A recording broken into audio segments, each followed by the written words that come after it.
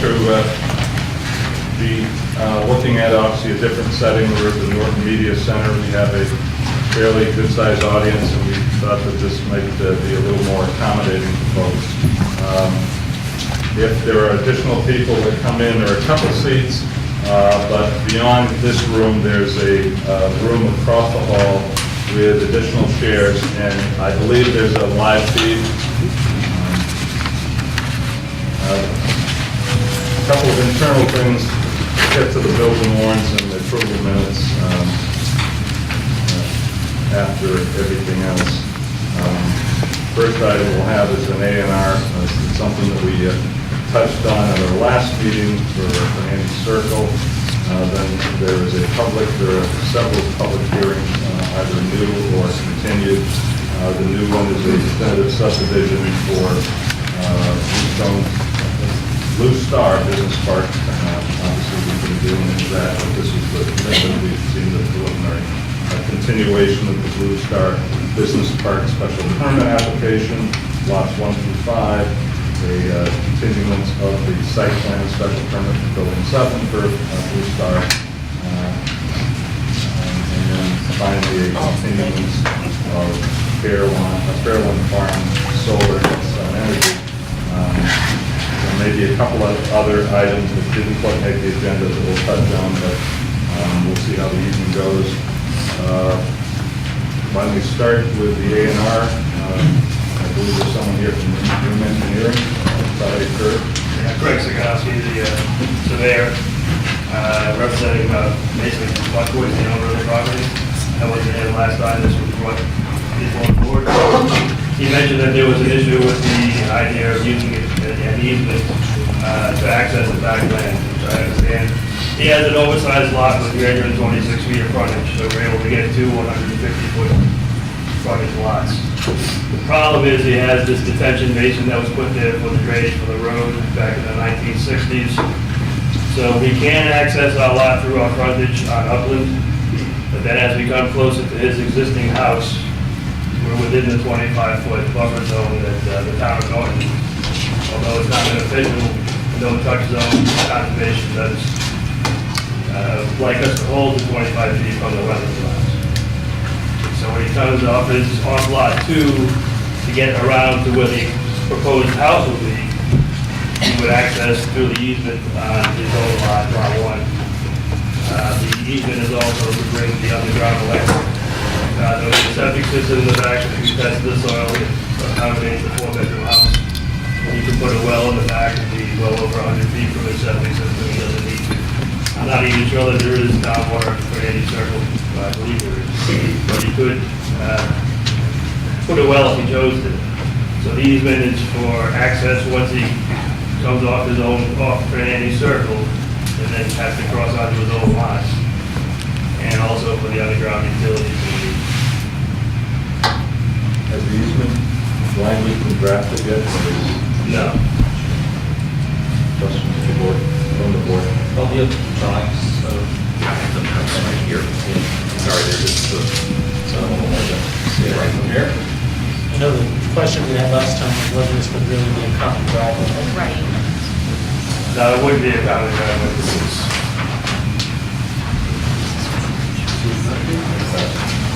That is what it is.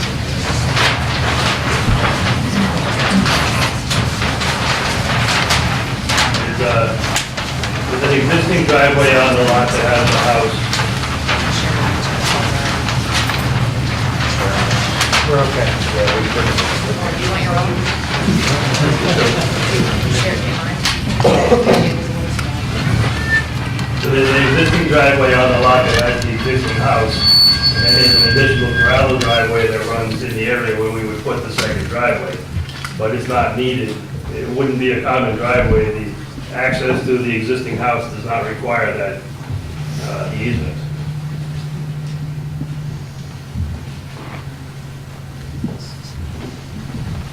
So where would the potentially new driveway access point be? Well, if you look where the lot corner is, Yeah. at Trinity Circle, the common corner. Uh-huh. So between there and the second line up, that's upland that you could access to as frontage. What's shown as the access and utility easement, is that where the driveway would be? Well, we come in off of Fernandez Circle and then come back, stay 25 feet from the wetlands. As we get back to where his existing driveway kind of flares out towards that lot, that's where we're going with his new driveway. So they'd run in parallel essentially.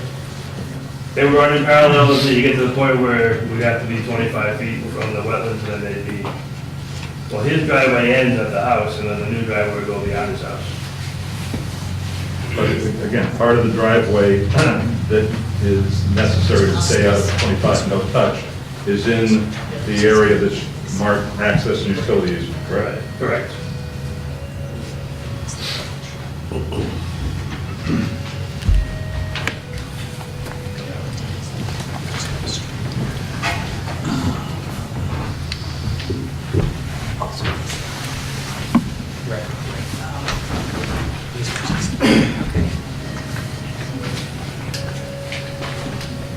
Other questions from members of the board?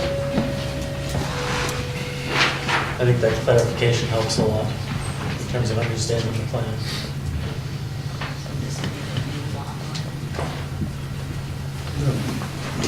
I think he's saying that's his access, but as it comes down, staying away from this, will drop down. So is the dashed line the new boundary on the existing parcel? That coming, That's the boundary of the easement. the boundary of the easement? That would be the new lot line? It can't be. The existing house is in, what's the setback? The line coming off the circle, Do you mind just coming over here and showing it to us? Tonight? This is a little hard to see, so we don't. so the property line would be this line. Yeah, south. So the ownership is here, and Yeah. then this would be the utility access. So you can come in through here, this is 25 feet right of wetlands. Access here, then, and he has the existing driveway, but then this is a gravel piece that he has. So would the driveway cross over this lot line? The driveway would come in from here, cross the property line into the easement, then go back out of the easement. I'm sorry, for our benefit as well, the property line. So the property line is, this is just to show 150 feet from the arc. Okay, so where's, the new lot that we'll create starts here, Starts here. and where does it go? Right. So the buildable area is over here. So yes, Okay, so the pond goes with the lot lot. two.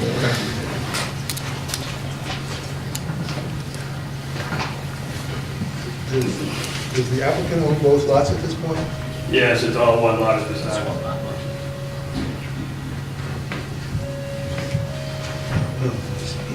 It's all one lot?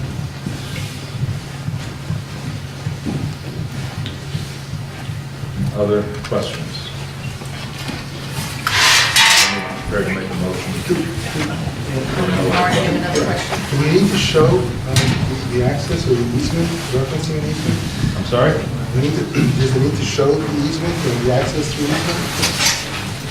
But it's showing the access, because otherwise without showing, it has no way of getting a lot two. Good. Well, You he's would want to see the driveway in relation to the easement. Yeah, I mean, you're gonna have to get an easement. There has to be, if we separate these lots, we need to see the easement.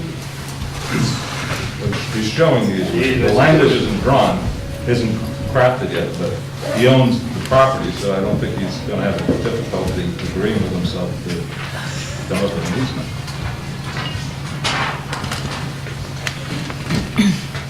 So what he pointed out was something different than what's shown here. He was saying you were gonna go up, you were saying your driveway is going up here? Well, We'll start up well, there. case law dictates that you access your lot through your frontage. So he can, his frontage is from here to here. So he can put a driveway here and be outside the 25 foot. So he's accessing his lot through his frontage. But when you get to here, he has to come off the property onto the neighbor's lot. Right, so you're asking us to through the lot that didn't show that. Well, it's a driveway, it's not an easement. He doesn't need an easement across his lot to access his own lot. But we're not saying where he's accessing within his easement, within his 150 feet, that's what he's doing? That's what you're doing, you're creating this easement? that's what I'm just wondering. We need to be able to see how it's getting even out. It's not, the plans were lots. Well, that would be more, I would think more of the building department when we submit the plan for approval of the proposed house. This would be just to separate the two lots. Or We're one just lot separating the two. land into two lots. Yeah. And Your endorsement doesn't guarantee it's a buildable lot. The building department would make that decision.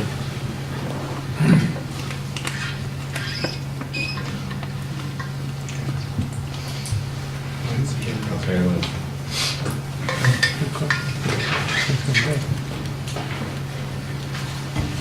Any other questions? Yeah, this doesn't say that it's, we're not endorsing it as a buildable lot.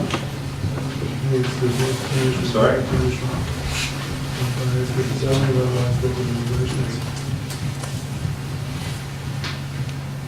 It says to divide it into two conforming, house lots into two conforming Or lots. below the date marker on the right-hand column, it says it's not a conformance with zoning.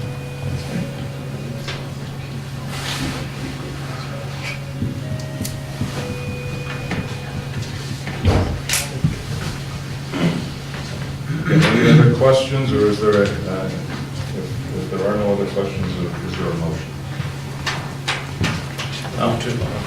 I said I was gonna, I'll move to endorse the A&R, the separation of this single lot into two lots as depicted on the drawing presented. And a second. The motion and second. Any further discussion? Hearing none, all in favor of approving the A&R, say aye. Aye. Opposed? Abstentions? Unanimous? If we could start with the Mylar here. We could sign 3 or 4 of these plus the Mylar. How does he want to start? Wants to start on this end, or you want to just pass it down? Yeah, we'll pass it down. And if you could do a couple from your end and pass them All out. right, I'll start. All right.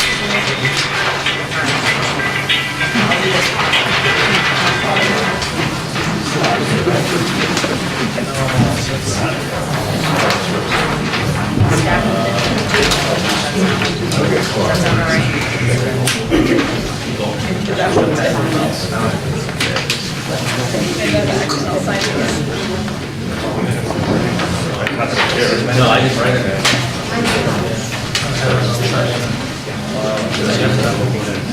Oh, you know, that may be,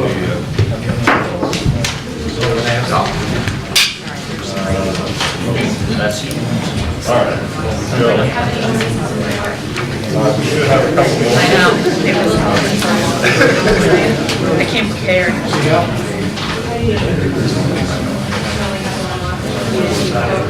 Ready?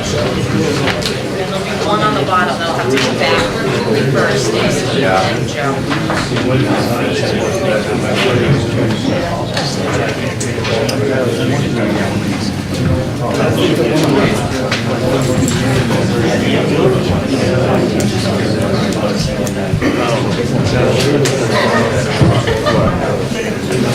are you pulling out of that backpack?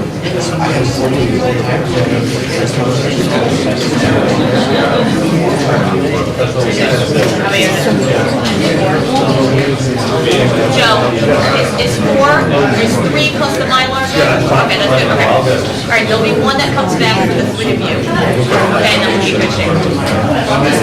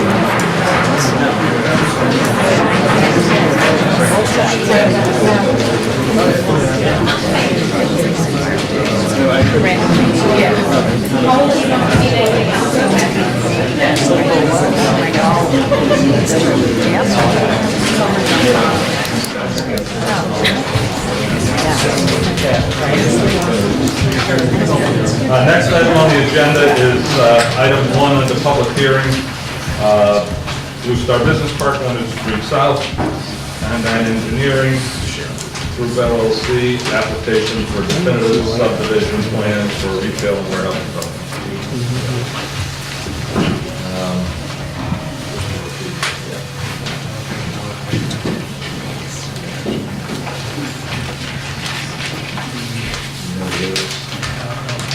That's good. You got some real-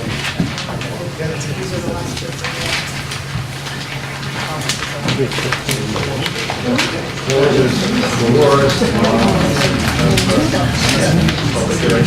Let me open the public hearing at this point and turn the floor over to you. Again, Mark Dibb with Conrad Engineering Group and Jeff O'Neill with Conrad. So this is the definitive subdivision plan application for the parcels that we've been permitting kind of in parallel, buildings 1 through 5. It's the south side of Leonard Street, including lot 6 and lot 7, which are vacant parcels that do not have to get permits. So the definitive subdivision plan is essentially exactly the same plan as you've seen for the special permit and site plan review applications. It has all the zoning summaries. It has the various layout plans, grading, drainage plans. What it also does is references those plans as well. You notice this is a 7-page document. It's not the 55-page document that the other plans have. So it's a 60 scale plan that shows the park. And it's the same exact proposal as we've had all along. Yes, it's the next step. We were approved on the preliminary, now we're at the definitive stage. Paul, just give us an update. Just a couple other updates on this. Last night, the Board of Health reviewed the subdivision and approved it, which is a requirement of our subdivision rules. So you have that letter with your information. I also want to point out too that this plan that we see here is substantially the same as the preliminary subdivision. So with that, it's my recommendation that it should be considered that. So that way, it goes on a shorter time frame as opposed to if you had determined that this was a substantial change, there would be more time added. And just for the benefit of everybody here, the subdivision is just the division of the lot lines. It's not necessarily reflecting any of the individual buildings themselves. The buildings are shown on here, but this is, as this application has come in and you're already reviewing the site plan and special permits, this should just be considered part of that entire package. But as I looked at this, the subdivision lines and the building are aligning with the latest rounds of the site plan and special permit.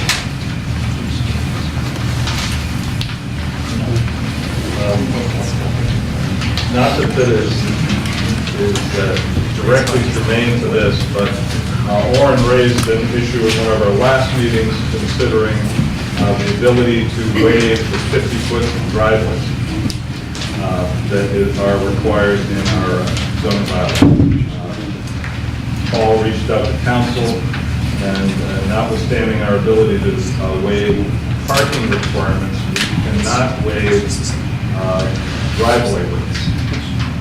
That can only come from the ZBA. We'll talk about that a little in more detail when we get to the special permits after this. But I don't know if there is a scenario under which if you don't get the variance, you'd have to change the subdivision. Again, I'm just kind of trying to cross out possibilities that would adversely impact this. Would the lot lines stay the same even with the 50-foot? The lot lines would stay the same as the 2 driveways are basically centered on the lot lines. Okay. What could be affected is size, just slightly, you know, have to just move away a little bit. I mean, there is actually still some room, but probably not enough room for 14 feet, but, you know, so it's literally a foot here, a foot there, but the property lines, will be. Yeah, we'll get into that in more detail, but I just want to make sure that, worst case scenario, this isn't affected, this definitive subdivision isn't affected by potential problems.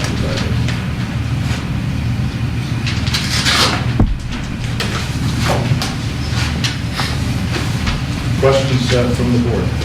Yeah. Mark, if you could help me, I know I asked the question yesterday, last time. I was just trying to track where the sewer line runs in, that comes into the property. I just couldn't find it. Could you just help me out? Is that showing up on these plans? Should be on, sheet. Utility plan. So sheet 6. Or 6. 6 is utility.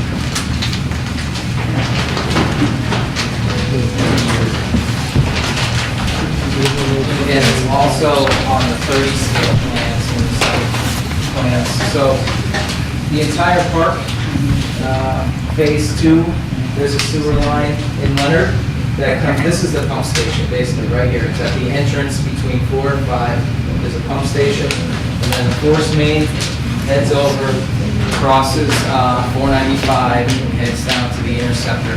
Do you show that goes into East Main? I just couldn't spot it. It's right here, it's this square, right in front corner of lot 5. That's the That's the sanitary pump station. pump station. But what lines do you have going into Main Street? On what? Any lines going into Main Street from there? Oh, yeah, it's this, you see, there's a curved line right here, and then it goes up, it'll go up the middle of Main Street. And again, this exact sewer line has been on the site plan, special part of the plan, at a 30 scale, since we started reviewing back in September. The other question I had is this, I'm assuming this plan as you presented to us now isn't really informed for subdivision requirements of pilot, as it references basically general notes from other plans that are outdated. So I'm assuming this is not in final form for actual approval. They're like a registry block and planning board block. You know, those are not on there, so some details such as that are not on the plans. You're also referencing just general notes that I'm assuming that they would apply to the conditions in for the subdivision. They would have to actually be shown, you can't reference them by external plans. But I don't know what they would be, I just saw your note, and I'm not sure what it is you're trying to pick up by those notes. I'm assuming that note would be sufficient to establish the subdivision.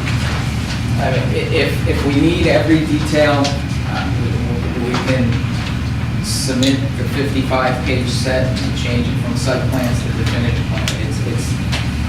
That was the intent of the reference was to, you know, simplify the process, but if it's a requirement of the subdivision plan to have, you know, general notes and, you know, every minutia detail, we can do that, but, I'm just suggesting the things that need to be in the subdivision plan need to be in this, on its face, without reference to something. I'm not saying you have to put everything in.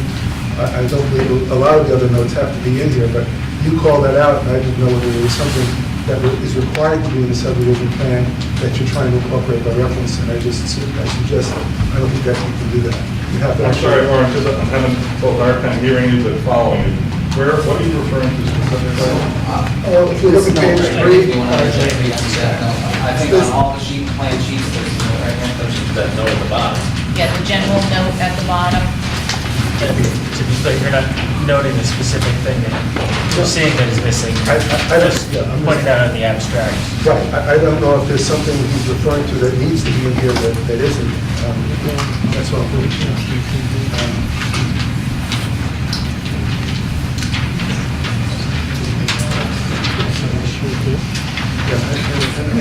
there were certain things that I guess you were going to be picking up in your final plan, even though, again, this is the definitive plan and only relates to the lot lines.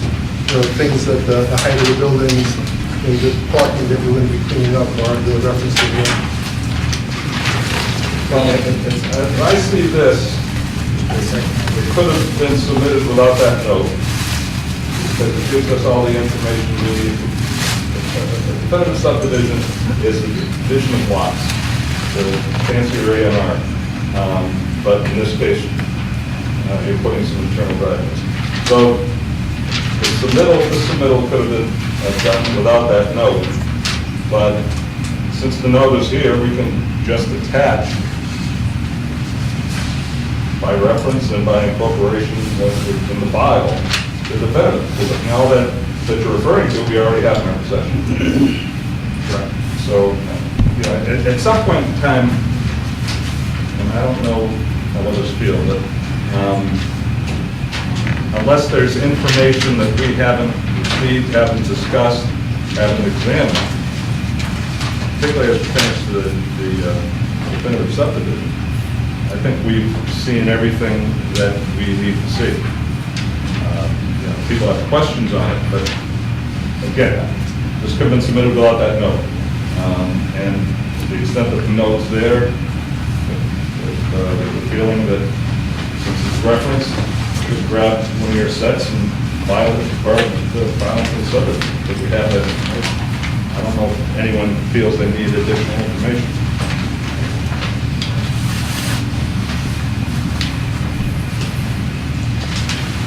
Questions? Comments? For the audience, we've seen, this is what's called a definitive or commercial subdivision. It's required that an applicant file a preliminary, seen the preliminary. This is now the definitive, basically what we saw before the preliminary.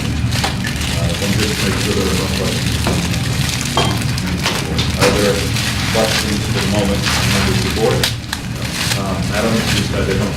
Margaret Kozinski, 283 East Main Street. So I have a question, if this is the definitive, you approve the lot, how do you do that without addressing the driveway issue? Well, because we're dividing lots, and both the site plan and the special permit process that we're going to be continuing after we either deal with this or continue this. We'll deal with the driveways then. But by dividing the lots, don't you have to ensure that in that division, there's space for the 50-foot driveways? If you divide them and you find out, whoops, there's not space for a 50-foot driveway for one of those buildings, what do you do then? Well, there would be, even if the buildings have to shrink. I asked a question earlier, and Mark told me that in fact there is room for a 50-foot driveway, but in theory, they could just shrink the buildings in half. They'd have to change their site plan and special permit application, but there is certainly the potential for a 100-foot driveway. This is just carving out what is now a large tract of land into 7 lots. And which building is going on this lot in terms of your overall, what building number, so you have them all numbered? Want to just show Mark each building number? Yeah, I'll show the question. Building 1 is a retail building, building 2 is retail, building 3 is retail, and then building 4 is along Leonard Street, and building 5 is again along. So this is the lot that is like the lot. And there would be, those 5 buildings would sit on 5 distinct and separate lots. Distinct lots, and then there is an actual lot 6, which is nothing proposed. And there's a lot 7 as well, which is wetlands. Nothing.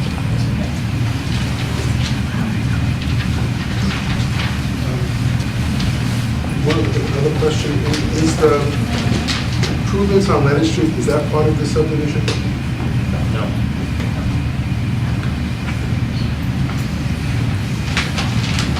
So 7 is not, like, the plan that I have that actually shows 7. 7's off the scope now? There's a little confusion. On this site, there's a lot 7, and there's a building 7. So and this is only, this definitive plan is only for anything on the south side of Leonard Street. Okay. Building 7 is still, But that's on the other side, and it's a Building seven. freestanding lot already. Is that not going to be Yeah, discussed yeah. tonight? That is on. That will be, That's on the but agenda. that, just again, for people, people's understanding, Building 7 does not require a subdivision because it's already a pre-existing lot. It's on the other side, so Building 7 will incorporate all of that lot. That lot on the other side of Leonard will not be further subdivided, so there's no need to go to the subdivision approval. These five buildings, and consequently the 7 lots, with 2 not being built on, is on one tract of land. That tract needs to be carved up into 7 pieces, and that's what the definitive subdivision, when approved, will allow. Quick question. So this is divided into 2 phases. Right now, we're talking about phase 1, south side of Leonard Street, correct? Yeah, and I don't want people to get confused when they say phases in terms of time phase. Right. It's just two endeavors, of breaking up this area into 7 different pieces. The other piece is already pre-existing and separated on its own, on the other side of the... Yeah, but that's in phase 1, we're talking about building 7 now. In phase 2, where they're talking about going up into the backfield, right? That's phase 2. And, Not for contact, yeah. excuse me? For contact purposes, yeah. Yeah, for content purposes? Is there anything definitive on phase 2 as of yet? Like, the way you spoke about, these are the same things, this is, as far as you're applying for the permit, and you're saying it's the same thing that you've seen? I don't want to cut you off, Yeah. but that's, and we'll get to what I think you're referring to. I have a specific question for it. But we're going to get to that because that really has nothing to do with this Oh, I get it. piece I or get it. phase as you're referring Yeah. to it. And I'm not looking to Yeah. cut you off. Sure. That's next on, well, I don't know All what's right. next, but it's Yeah. on tonight's agenda. Okay. Sorry. Name, sir? James Foley, 54 Leonard Street. Yes, ma'am. Question again, by dividing those lots in the front, does that meet all the sewerage requirements as opposed to it now being separate lots versus one lot?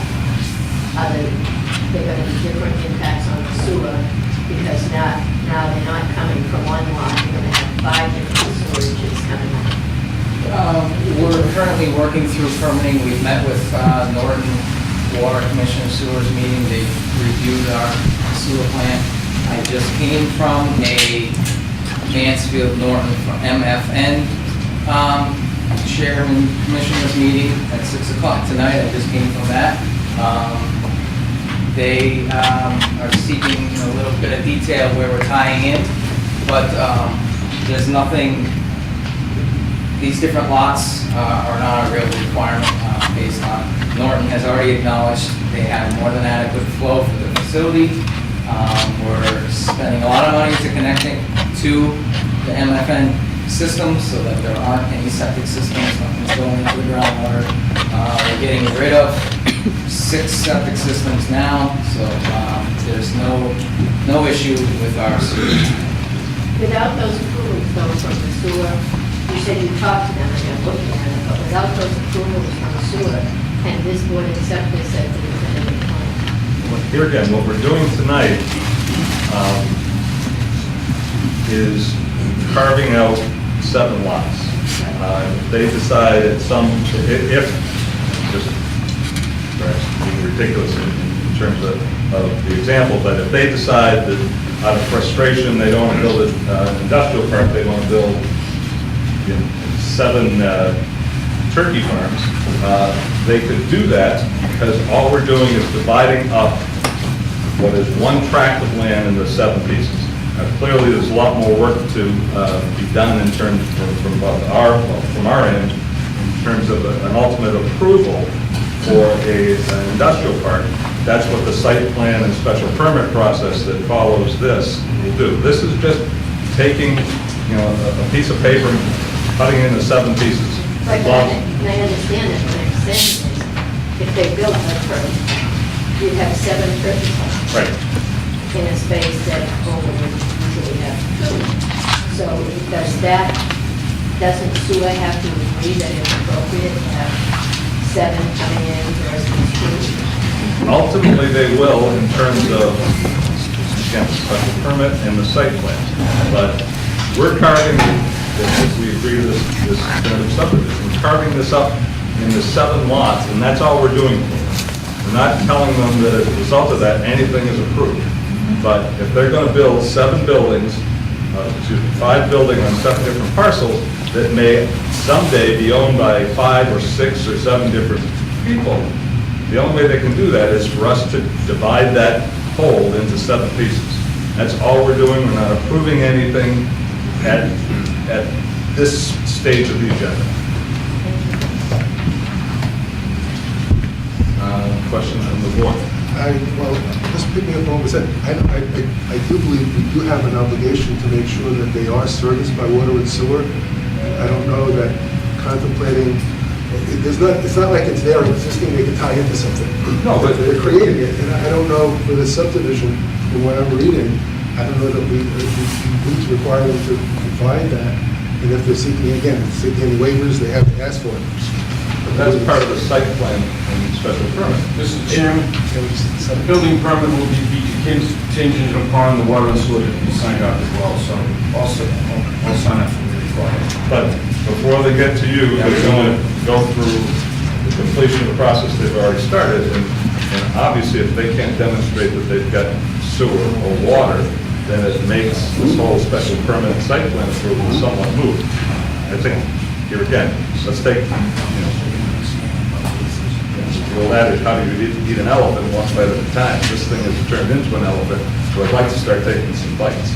And I think one of the bites we need to address, up or down, is the subdivision.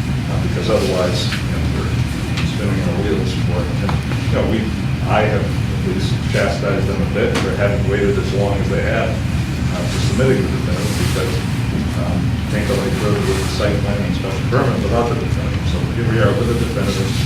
I think we need to act on those things that are relevant to the definitive.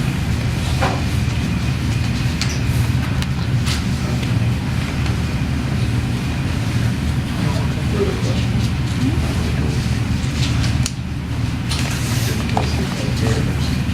Yeah, I just want to make sure everyone has had an opportunity to ask whatever questions, or any other information that was provided. If there are no other questions, no other comments, no other information that people feel they need for the site plan review or the definitive subdivision, I would entertain a motion to close the hearing. So moved. Second. Motion and second to close the public hearing for the definitive subdivision. All those in favor say aye. Opposed?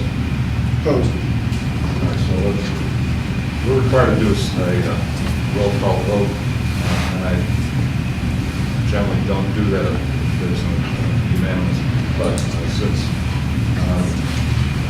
it's not unanimous, if you could record it with the roll call, and start with Frank. Lauren? Julie? Aye. Tim? Aye. Steve? Aye. Steve? Aye. And I too will go back. Sorry, that was close. That was the close of the hearing. Is there a motion, are you ready for action on the submitted definitive? If anyone feels that they are, I'd like to have a motion to approve. So moved. Mr. Chairman, Yeah. I thought you raised an issue relative to some questions relative to their widths, the driveway widths. There are specific provisions. If those driveways have to turn into streets, they'll require a different dimension because they'll be turned into major streets. So I don't know that we're ready to finalize this and approve it. At this point, I would, also, it's not... If you're looking at the zoning bylaws of subdivision, I'm looking at the rules and regulations for subdivision. under the rules and regulations of subdivision, we can waive the widths. But these aren't streets, they're driveways. As I mentioned earlier, there is an issue with the widths, and that will have to be handled with with the zoning board of appeals for a variance. If that variance is not granted, again, I asked the question at the outset, do they have room on their lots, if they are approved, to put in 50-foot driveways? And they do. Again, I'd submit that the issue of driveways, 50-foot driveways, is a matter of the subdivision, is a matter of the site plan and special permit process. All they're doing is dividing one tract of land into 7. And if they ultimately decide to do nothing, they've got 7 lots. We're not approving anything beyond the division, taking a piece of paper and cutting it up into 7 pieces. Mr. Chairman, Tim has motioned, I'll second. Was there, I'm sorry. Yeah, Tim motion to approve. There was a motion by Tim, was in a second, Steve. To vote, yeah. To approve the definitive subdivision. Is there further discussion? Hearing none. All in favor, say aye. Aye. Opposed? Opposed. Okay, we'll do it by roll call. Frank? Warren? No. Julie? Aye. Kevin? Yes. Steve? Aye. Steve? Aye. So we vote aye. Okay, so the definitive chopped up the land into 7 pieces.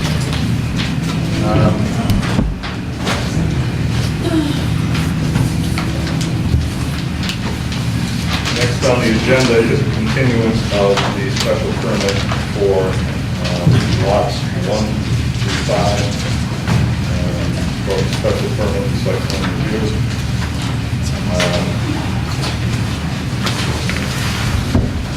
Received comments back from the person in Whitman, which you responded to. I don't know if folks have had a chance to review Condyne's response to the person in Whitman comments. We'll start with that. I don't, is there anything that you can kind of highlight on those comments, or if they were virtually all closed? Chairman? Yeah. Before we, I'm sorry, where are those located in our bylaws? So just to make sure we're looking at the correct. So actually, Stack of information. they're Hold on actually, 1 second. Did they go out, I saw them. Yes. It should be number, we're on number 2, it should be in the 3rd. Number 2 is in the first. It's in the paper. It's actually in the 3rd, because the A&R was number 1. And then they'll go back after that. Okay, thank you. Yep, sorry. It's okay. so the focus of the resubmittal was, we resubmitted on Monday to conservation, which is 1 week ahead of the February 11th conservation hearing. We also, part of the resubmittal was we posted all the documents online for viewing and gave all that link. We didn't specifically resubmit to planning board at this point. Focus is the conservation-related items. Once you do go through the response to comments in our project narrative, we feel all the items are closed. However, we do still have a meeting on the 11th for these properties. Not too much has changed. We've taken half of this building and you put that underground into drainage systems, roof runoff only into underground drainage systems, which made the basin in the back here a little bit smaller. We've just provided a lot of detail on how we meet the performance standards for the wetlands areas that we are encroaching on. And basically, based on the documents we pre-submitted, we believe we meet the Wetlands Protection Act 100%, and believe there should be no additional comments from Mosen and Whitten. But we do anticipate a 3rd review, kind of the procedure outlined in their contract documents. We do anticipate a 3rd response, and that should, say comments have been addressed for buildings 1 through 5. Questions from the board?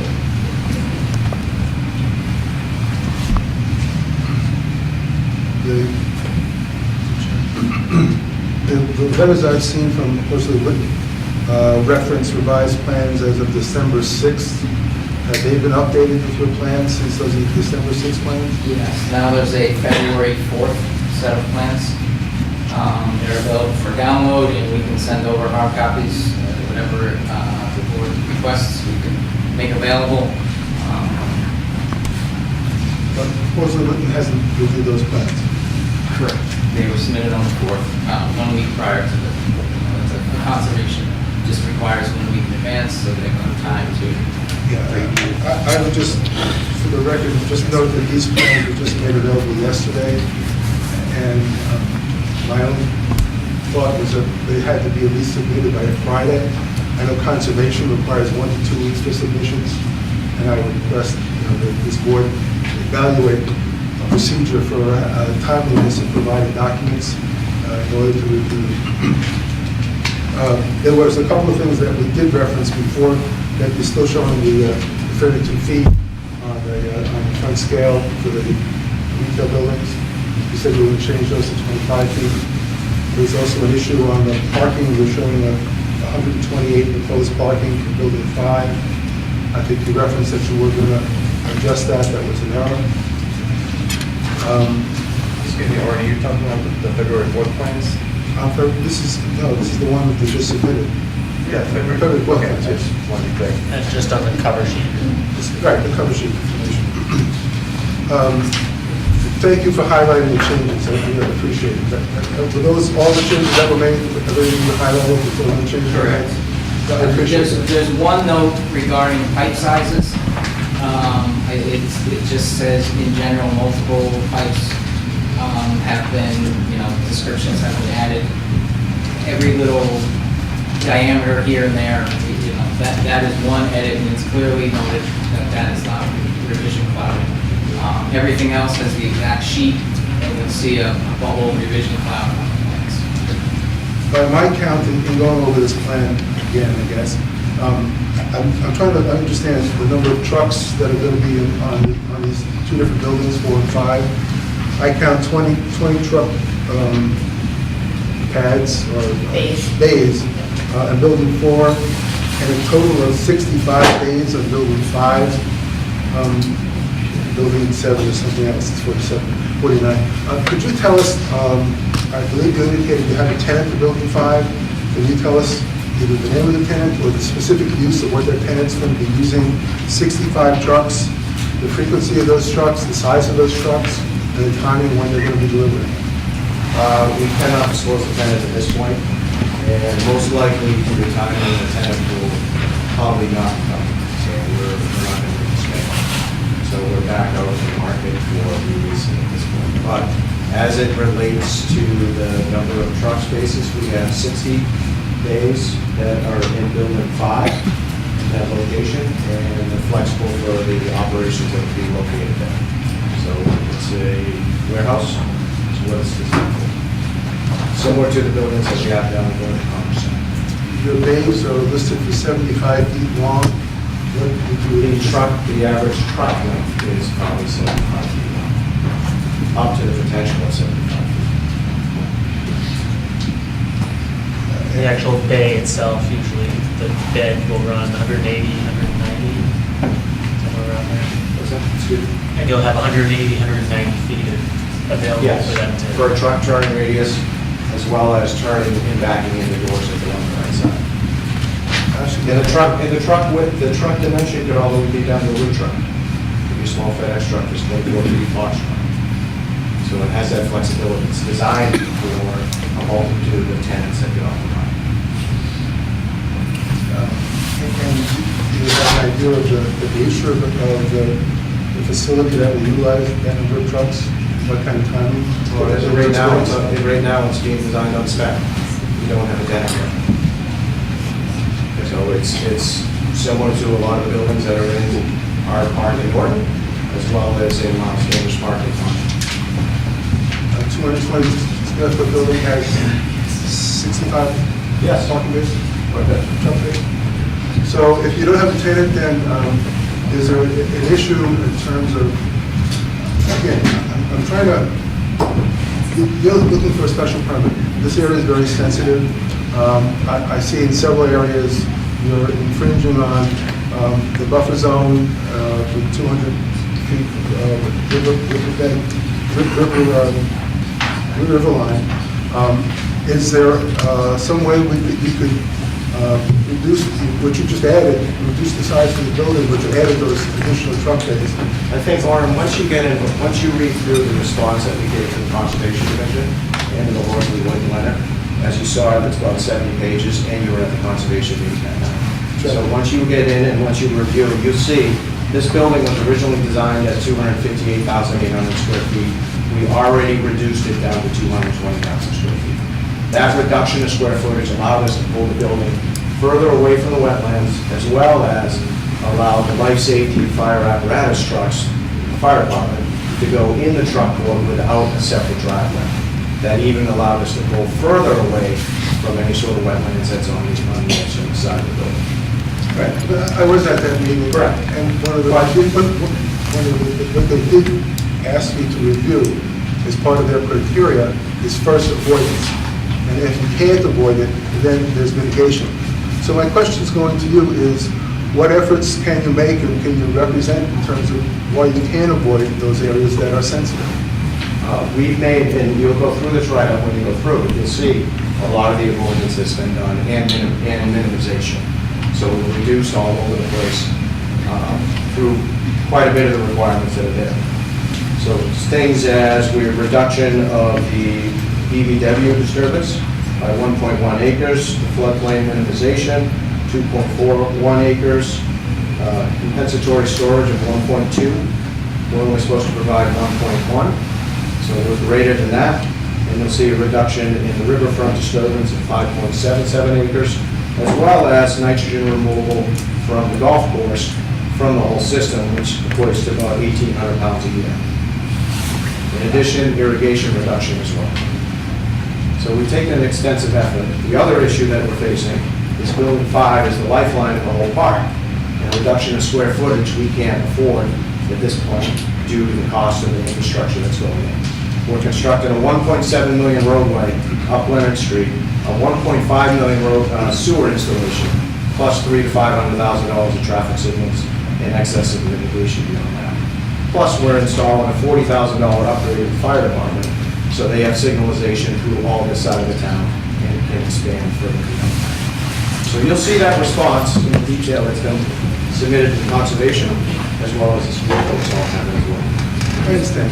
I was also present when you first made the presentation to the planning board, at which time initially to authorize the rezoning of this property, in which I believe you're proposing a project of almost 810,000 square feet, which is now larger than what you're proposing, which I'm assuming you were taking into account the same type of criteria that you mentioned now.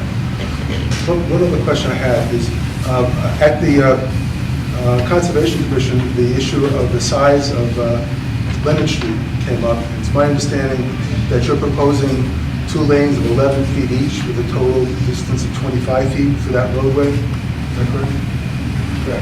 Correct. There's posted on our website a video of the intersection of Taunton Street and East Main Street. The truck, I don't know the length, is making a right-hand turn. And as a result of that right-hand turn, the cars facing that light had to back up, which my guess is, if I look at several of the intersections located on this plan versus relative to streets, as well as interior turning ratios, it's going to require that same thing given if you were saying a 75-foot truck. And I don't know that the streets as they're laid out now are capable of handling that turn without entering into the other lane. So I would ask if anything is looked at to accommodate those. I know you gave us a turning radius plan, but those turning radius plans actually demonstrated that in fact the trucks would be turning into ongoing traffic internally as well. It didn't even address externally. You know, I saw the video. Taunton Avenue where it meets, I guess that's East Main Street. Went up and measured it just before tonight. First of all, it's a 90-degree turn. There's no turning radius. Taunton Avenue with the stop line is that lane is 13 feet wide. We're comparing apples to oranges. I watched the video as well. That car, I noticed was ahead of the stop sign and had actually stopped in the crosswalk. So technically, they had blocked the box, and that's the reason why they had to back up. If they had stopped at the stop line, I think the truck could have made the turn. What about trucks coming in from Plain Street on the left? I believe we've been told by the Board of Selectmen there's going to be signage that no trucks will be coming from that direction. Okay, we accept the condition that, truck traffic needs to go out to 495. The throat of these entrances, are almost 70, 80 feet wide. They are designed to make a right turn in without swinging into traffic, to make a right turn in without swinging into traffic, and to make the left turn out by staying in the lanes. Both in and out have been analyzed in the largest truck possible, as well as this one. This one's even at an angle to assist trucks getting out. That's not on this proposal, but definitely these two entrances are designed for that truck turning radiuses. You've reviewed traffic, and your consultant has commented, and we've met the consultant's review for traffic for this project. You provided us with a turning radius plan, and as I'm looking at it, it looks like it goes, this is behind building 3, and as it abuts building 4. And several instances, it goes above what looks like it's into the loading zones of both building 3 and building 4. And in one case, I'm not sure whether there's a barrier, goes over the barrier to make that turn. That's on the plan, the turn radius you gave us, that use of that. And As far as accessing these loading areas, there isn't a lane per se. The truck is going to utilize this entire width in both of these areas. These are trucks coming in and out. They utilize the entire loading area we're providing. We're not going to add another 50 feet of impervious area to make a dedicated driving lane. They use the loading areas to get in and out. That's the way these facilities work. I believe I did provide there's an island here. These are just striped areas. I even provided, it's not the intention, but I provided a scenario where even a large truck could pull in here, back up and get out. It's definitely for a retail building like that, that's not the intention. They bring the stuff in on FedEx, UPS, small box trucks. But we even provided those two scenarios. We believe They will be crossing over oncoming traffic to do that. they will drive up this lane, pull in into the dedicated loading area. They would back up and pull out. They just naturally, to get from this building, you have to cross over the driving lane, the driving lane. But it's to get in and out of any place, you have to pull into the driving lane. We've provided turning radius plans that meet the requirements for the truck, the size that we utilizing these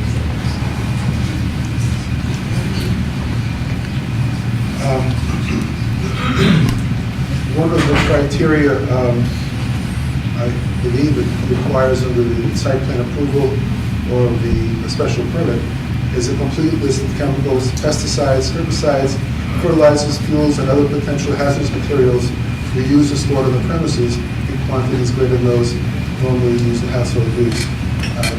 I'm taking that you don't have that information because you don't have tenants. That's correct. But Standard cleaning materials will be provided in the buildings right now. and there will be a prohibition against anything beyond that.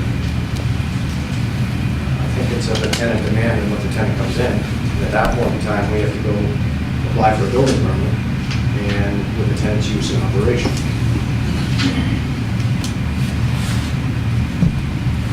So you're asking for a special permit really by site for a particular property, for this building 5. But you can't tell us that, you can't give us a list of those chemicals. You don't know what it's. We can make it a condition of the special permit that prior to occupancy, any tenant will provide a list of stored chemicals. And those stored chemicals, because it's a water source protection district, there are boundaries, if you will, as to what can be stored. Does it have to be a condition, or is that, I mean? Well, again, I think It's stated, fire department and building department review of commodities, list of commodities, and then we will review it as it pertains to the building and fire code. So yes, it will be addressed, all eyes were on board. But here again, we can make that a condition of the special permit. Frankly, it makes sense. Yes. Those people who need to know, most notably water, sewer, and fire, it certainly doesn't hurt. I don't imagine that you have issues with providing that list once you have a tenant. Absolutely. I noticed in the file, there's a letter from the Massachusetts Historical Commission, and it identifies a couple of areas that are sensitive, and it seeks, in their application, in their letter, it asks you to respond, and if you can't avoid those areas, to provide them with a memorandum of agreement. Can you update us as the status of that? That's a confidential document between us and Mass Historical. So that's in process. So they've given us the approval to proceed on phase 1, and then we'll be doing further digs once we get into phase 2 and later on. So you have a memorandum of agreement? It's not finalized as of yet. Pardon? It's not finalized as of yet. I'm sorry. It's not finalized as of yet between us and NEC. Again, that, back to the condition that we placed, there is a sentiment to do that. I don't imagine there is an appetite for us to wait until Mass Historical Commission is satisfied itself. Again, it would be a condition. It also calls on the land preservation for the donation of 22.6 acre parcel to the town. Details submitted to conservation, is that in process? We've made a introduction call to the land trust, and the site that we're talking about is the 22 acres, known as lot 7. And the status of that is? Nothing as of yet, but when they're ready to act, and we're ready to act, we'll donate the land to the town. And that would be across from Building 8, Building 7. across from Building 7, Across from the house. the wetland, Yep. small. For the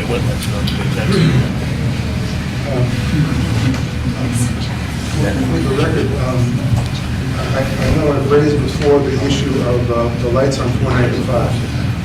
I just, in absence of specific data addressing that, in reviewing the information that was furnished, and looking at what the applicant has provided as the current 95% queue coming off of the north ramp of 495 and the south heading ramp of 495.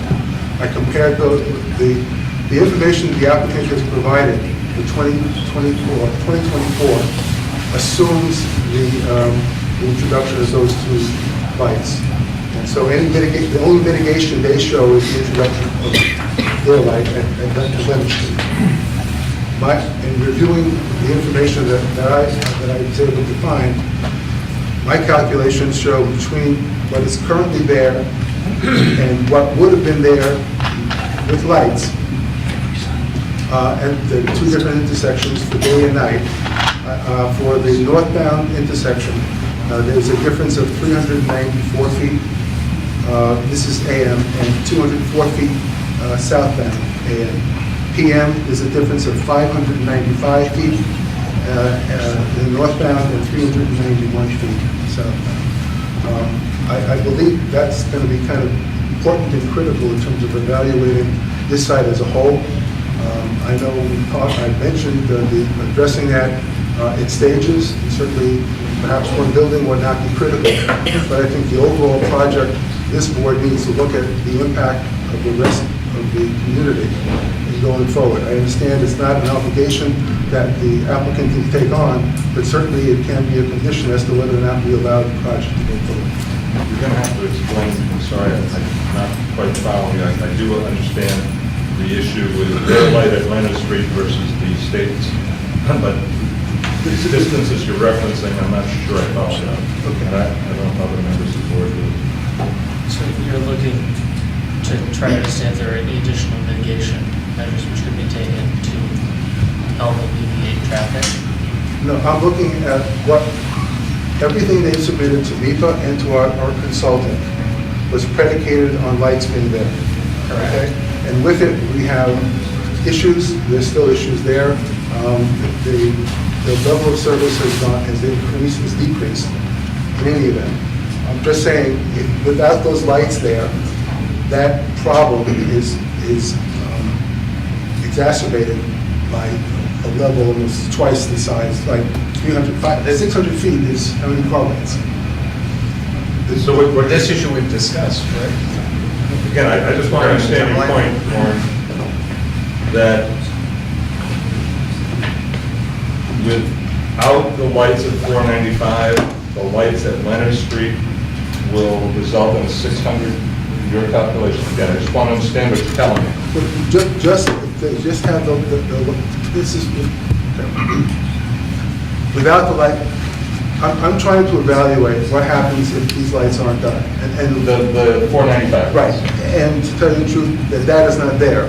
Everything was done with the presumption that it would be there. We've approved the results that would be there, it could be there. I'm just trying to evaluate what difference is going to be in terms of what it is now and what it could be versus what they're projecting it would be. With the way, what they're projecting to be with lights in 2024. Their number says with lights in 2024, northbound would be 236 feet. That's what their projection was. The backup?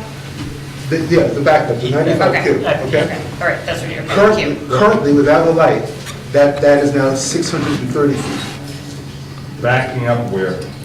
Backing up on the ramp, 495. 495 ramp. And So it's northbound That's or southbound? northbound AM.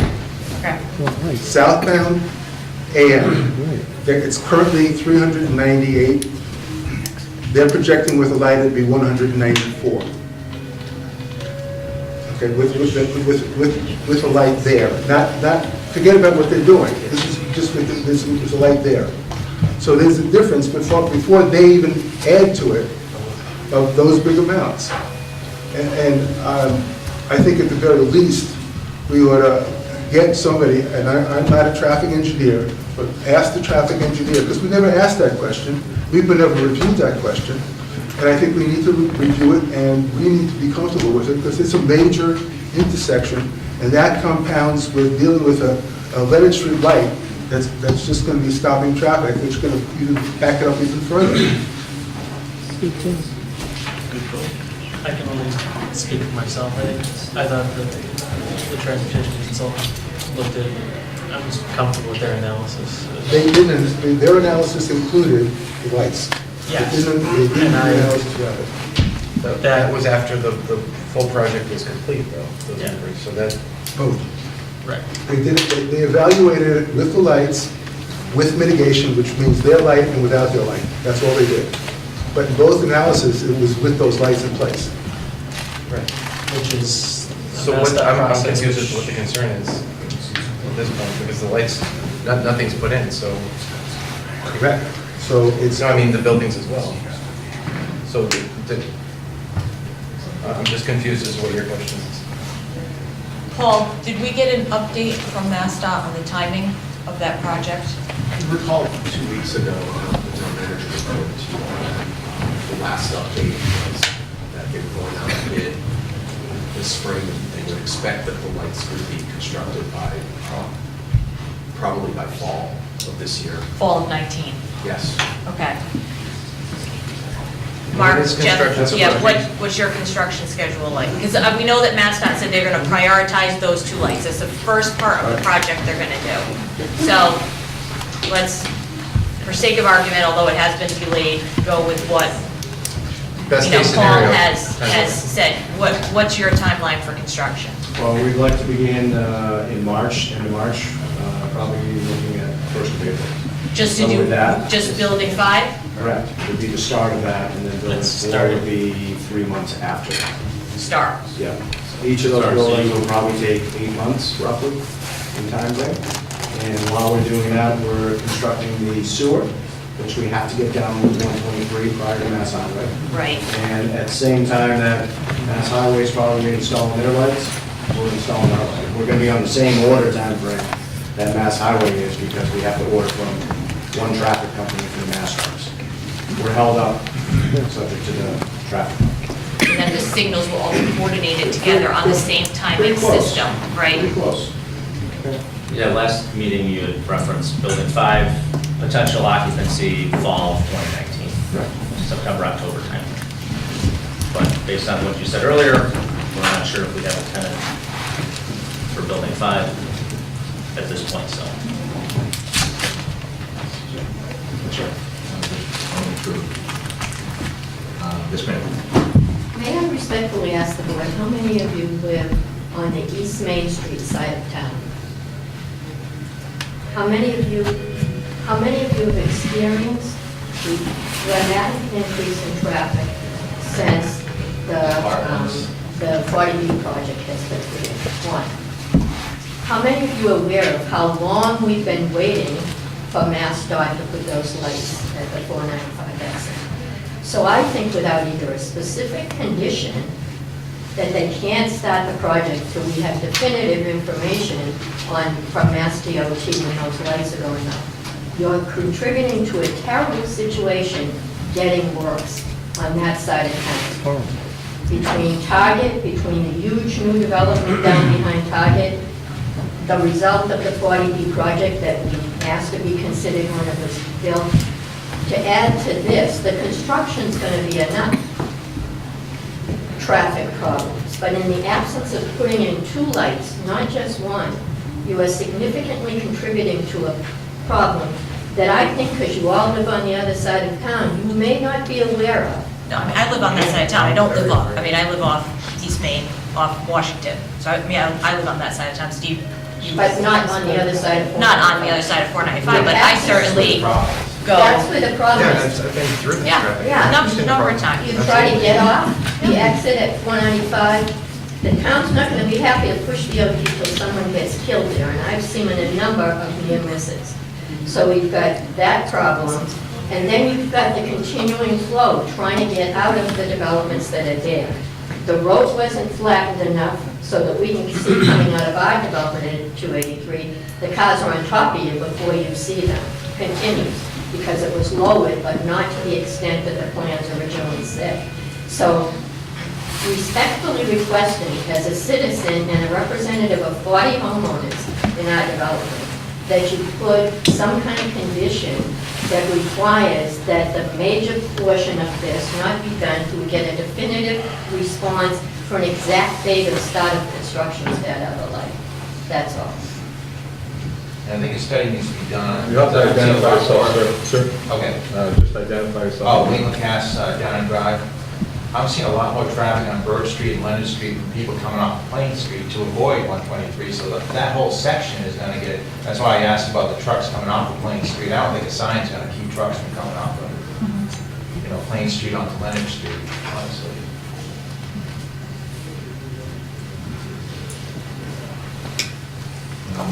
Any questions? Yeah, Bill Woodford, 88 Bird Street. It's a safety issue with these traffic lights. So you just having guys coming in. You try to get off 495, and you sit there for 20 minutes trying to get up over there. So I mean, something should be done. Obviously, there are plans and work, but I understand. Yeah, but I mean, Sure. do something. I mean, I don't know. I don't think they want to pay for detail this all the time. From what we understand, the plan is to have them in by the fall of this year, correct? That's what Mass says. That's the target date for both groups. And that's when they were building the 40Bs, they told us they would be in last year, before the 40B project was completed. That because we raised the same traffic concerns at that time. They said, oh, we think by 2018, the end of 2018, they'll be in. Now they're saying maybe 2019, but you don't have any definitive date for that.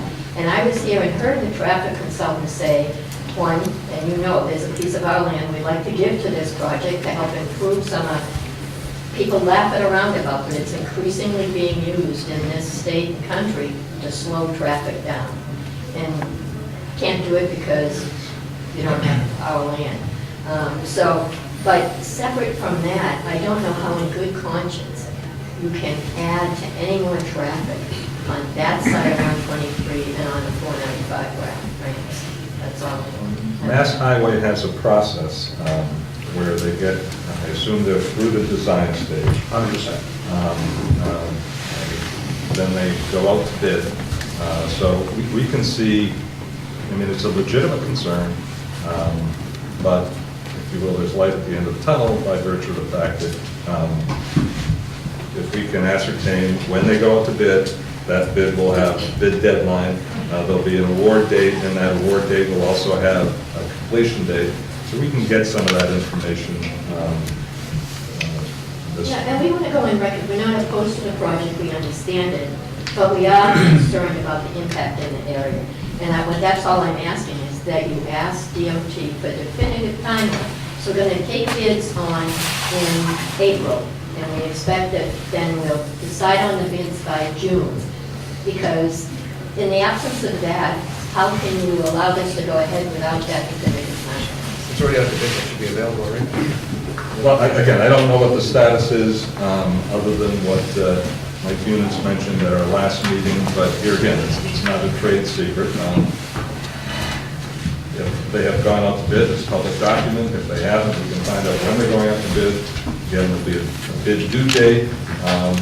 Generally, there's also an award date, and there's also, as part of the award, a completion date. All that information is generally available, and it's generally available as part of the process. I don't know where they are in the process. That having been said, and without casting aspersions on your timeline, we made reference to the fact that you will have to seek variance through the ZBA for the driveway width. You have issues before the Conservation Commission. I don't know where we will be tonight as it pertains to action on this. Again, all due respect, but I could probably use more dirt than you're going to shovel in March. Just my read of the tea leaves. I don't think that these two time frames are that far apart. And if we're only talking about one building, and that is a building, as has been mentioned, without a tenant other than construction vehicle, I don't see an awful lot of traffic being added to an already bad situation. I don't live on that side of town, but I have gone through and tried getting off of 495 and taking a left. And it's not a pleasant task, I understand. Other questions, comments from the... No, well, as mentioned, that, this was just submitted to Horsley Witten and plans issued on February 4th, which we have not had adequate time to review, and obviously we're still waiting for Horsley Witten's responses to confirm, all the comments stated that these issues are closed. So, I mean, we're going to need that anyway. So in terms of an action tonight, I'm not sure that we're at a state to do that. And would result in just continuing, Yeah, let me apologize when you had two problems. And I'll leave it to you as to how you think that may or may not affect you. But unfortunately, I let bad choice of words. My wife made vacation plans, and I was not fully aware of the fact that although I thought I was going to miss the meeting of the 19th, which I will miss, but we're not coming back to the 27th. So I cannot make the meeting of the 26th. What does that mean? And again, I'm not looking for sympathy here. I'm simply saying that if I can't, I've already missed one meeting. So I cannot miss another and still participate in the vote. I will defer to you folks as to when our next meeting will be. If in fact it will be the 26th, so be it. If it will not be the 26th, are there alternate dates? I don't know how you folks feel about it, but in essence, if I can't participate, it's the equivalent of a no. I apologize for the circumstance, but it's just something I didn't realize. I'm flying back, we'll be back, scheduled to be back on the 27th at 4:30. Turning at the 27th. Both the 19th and 26th. Yes, we're leaving on the 18th and back. How dare you enjoy yourself? No, but if But that's what push I- it forward, you were thinking, yeah, if we were meeting on the. FaceTime. We rescheduled by- Tuesdays. Just FaceTime. Can we do a different day that week? I'm sorry? Can we do the 28th, a Yeah, Thursday? Thursday. I have no problem meeting on the 28th, and I frankly feel my conscience would be a little more eased by not missing a meeting, but Understood. and if in fact if that works for folks, Yeah, I mean, I recommend the that works 28th, fine with Thursday me. night, if that's good for everybody. is Yeah, that, we move the 26th to the 28th. That's fine. That's fine. Well, it's, I'm so sorry? that's 3 weeks out. Yes. Yeah, Okay, that's fine. because we weren't going to meet that week of President's Day So for can a I ask a vacation. question on that? I never got notice of something. I bought one of the, the field.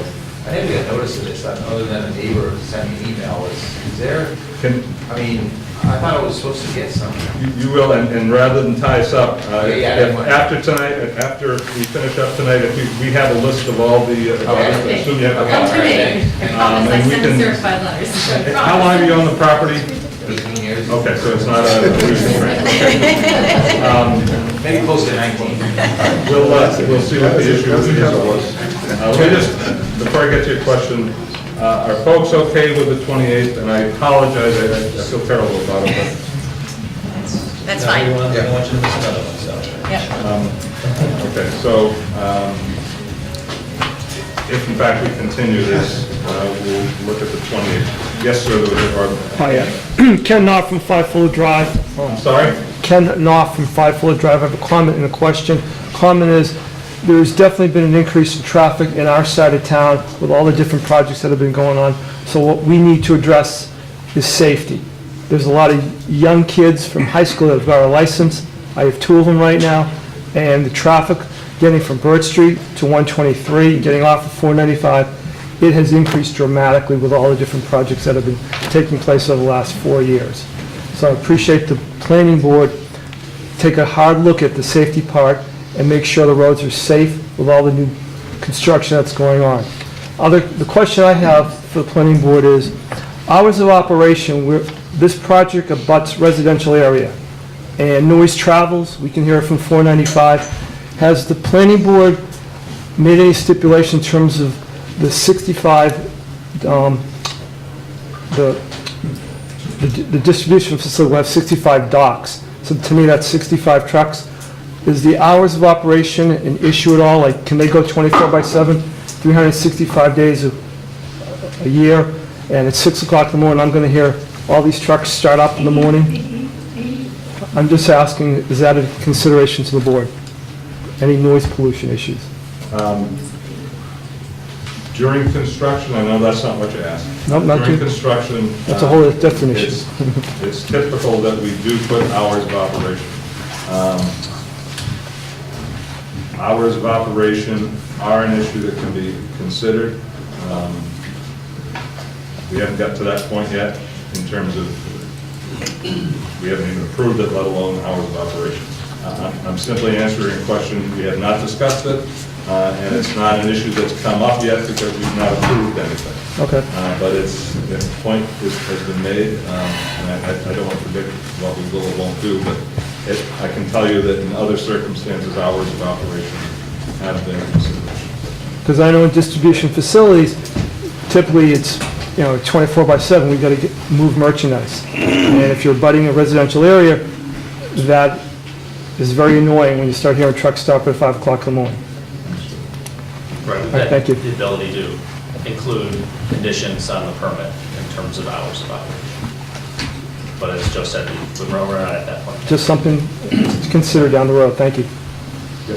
like Gavin told me, there's a truck terminal similar to that in Foxborough that they have here. The only thing that they had in Foxborough was usually overnight trucks running. We'll have refrigerated trucks and so forth, that's to take only during the night. People complain about that.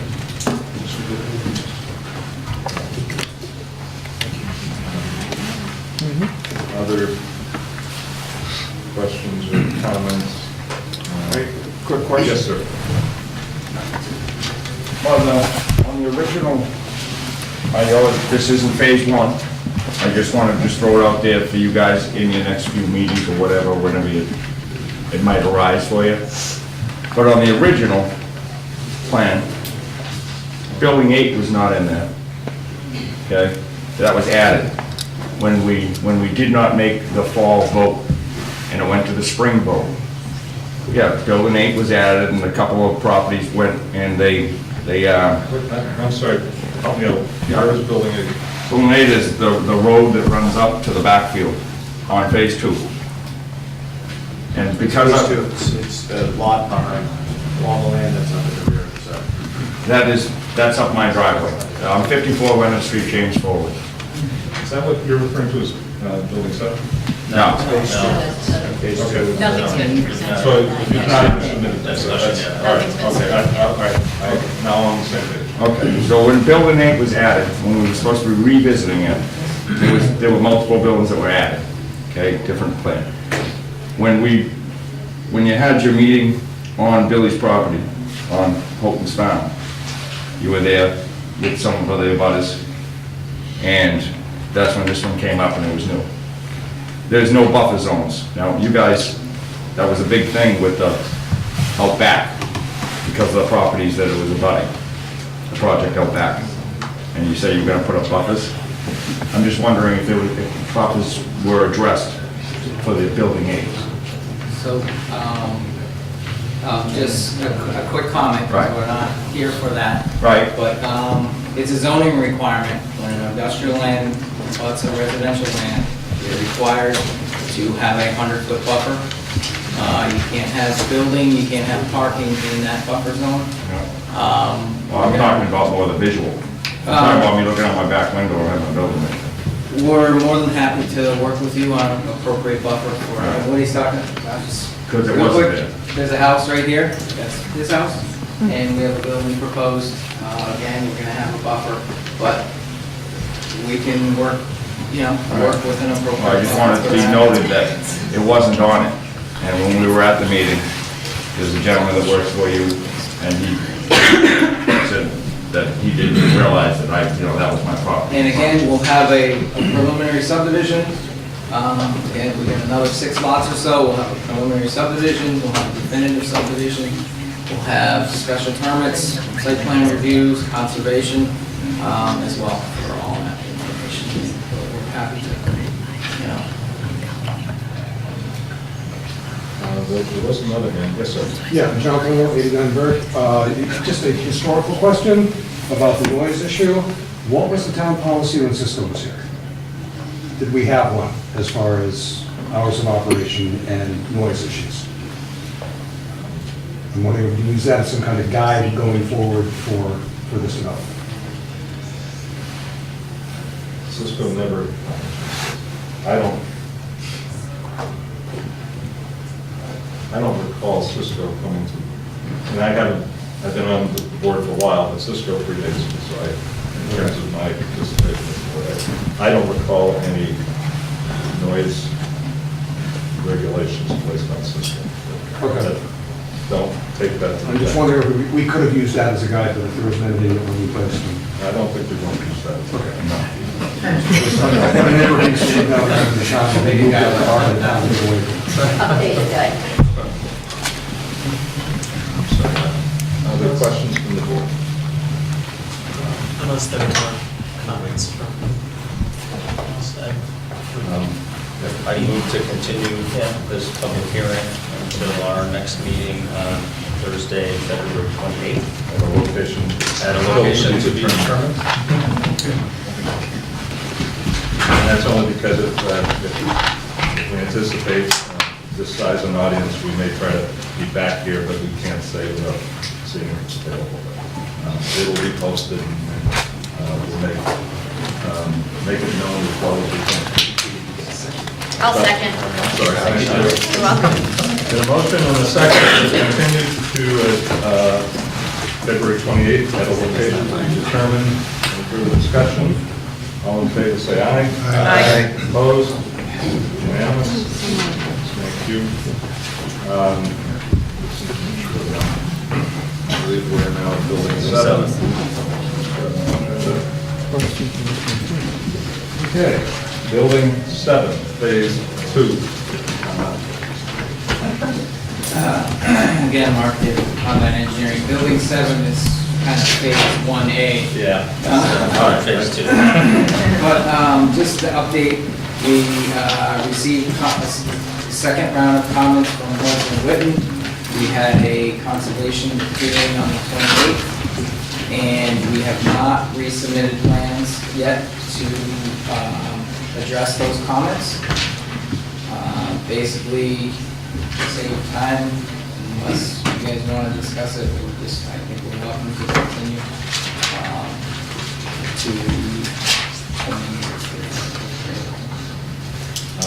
Pleasure of the board.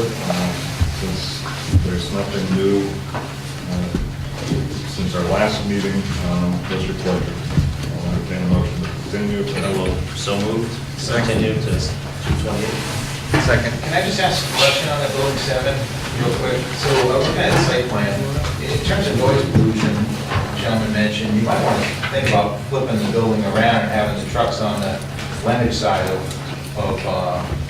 the building, as opposed to, because the side that the trucks bays are on now are directly behind, a subdivision. I'm not sure you have, this is actually the way it would be orientated.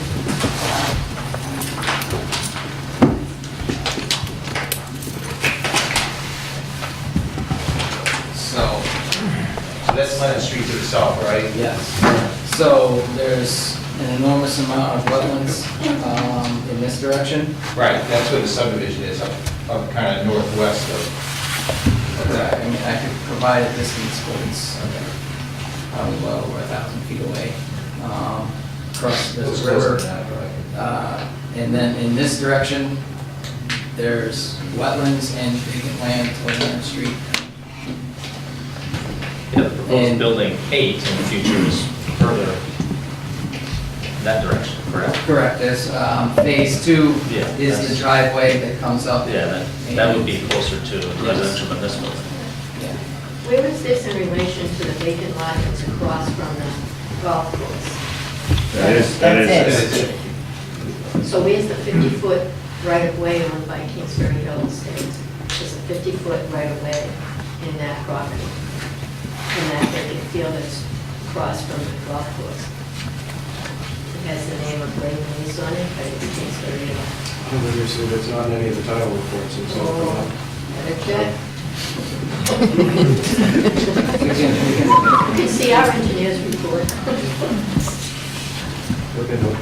How far down from 123 approximately is this driveway? Yeah, that's right.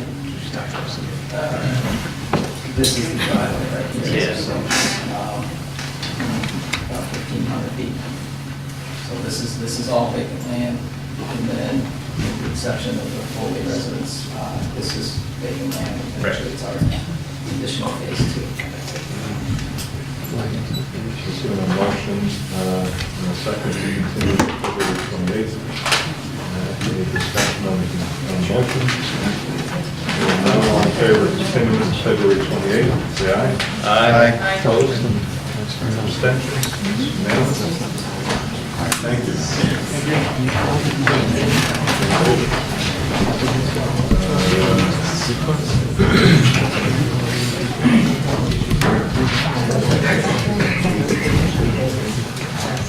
Last item on the agenda, special permit 482, Fairland Farm Solar, Nexon Energy is continuous from our last meeting.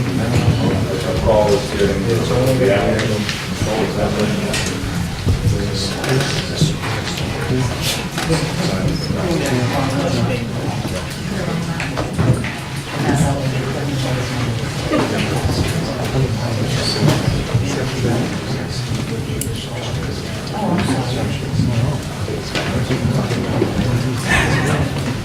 We're going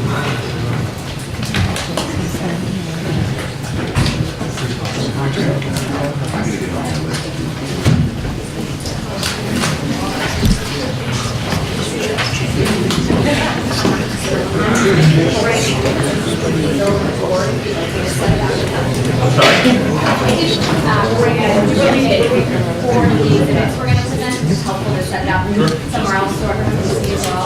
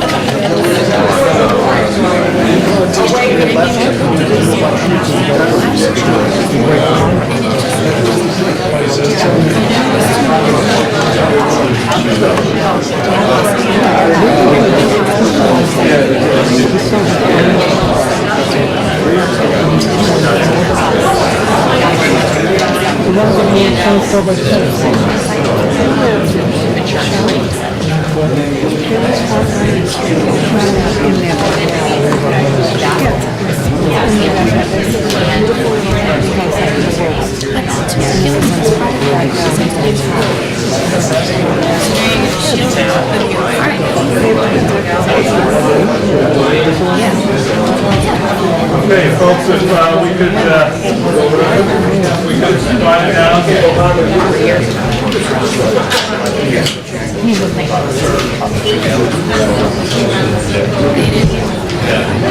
Okay, folks, if we could, feel free to go up and look at the exhibits, but if we could just slow this down so we can start.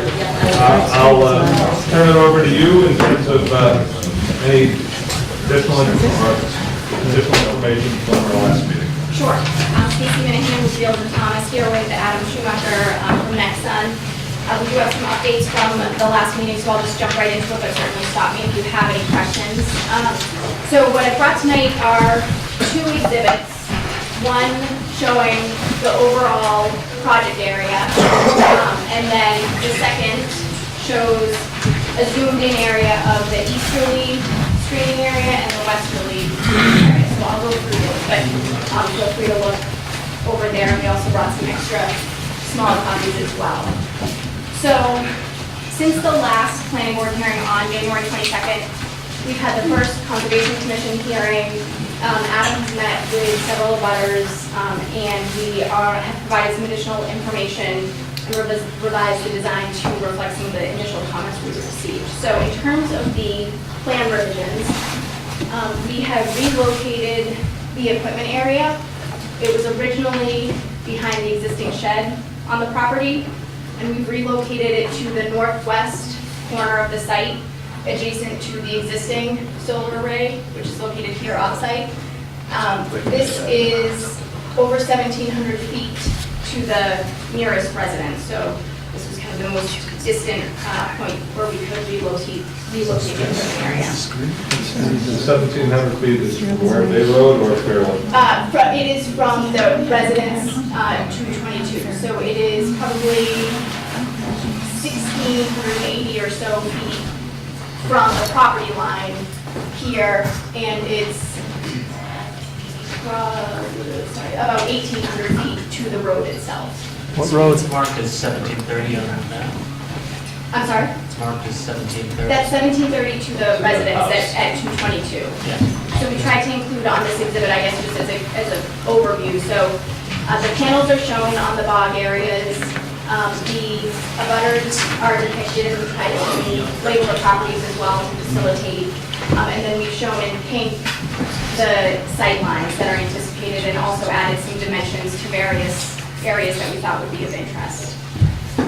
So in addition to the equipment relocation, we've also incorporated some screening from the west along this existing bypass canal. There's an existing fairly thick shrub layer. We're proposing to enhance that with plantings along the west side of that bypass canal on our property, and then to also supplement that further with some plantings adjacent to the bog on the east side of the bypass canal on our property. And in a moment, I'll pull up the vivid version of this screening. On the east side of the property, we proposed screening along the site entrance here, and then along off-site, so on abutting properties, to the north here. Now, I think some discussions have happened today, and the exact location of this screening may be shifted. Right now, we're showing it along an existing access road. It may be shifted farther into the Polilio property along here and then back out. So we will reflect that on revised plans, but the intent is to screen the extent of Bay Road here to the north. The screening stops just south of the eastern line in order to preserve bog views from this resident. So related to that, we have pulled back the panels along this section of the property. We've doubled the distance from, it was a 50-foot setback initially from the property line.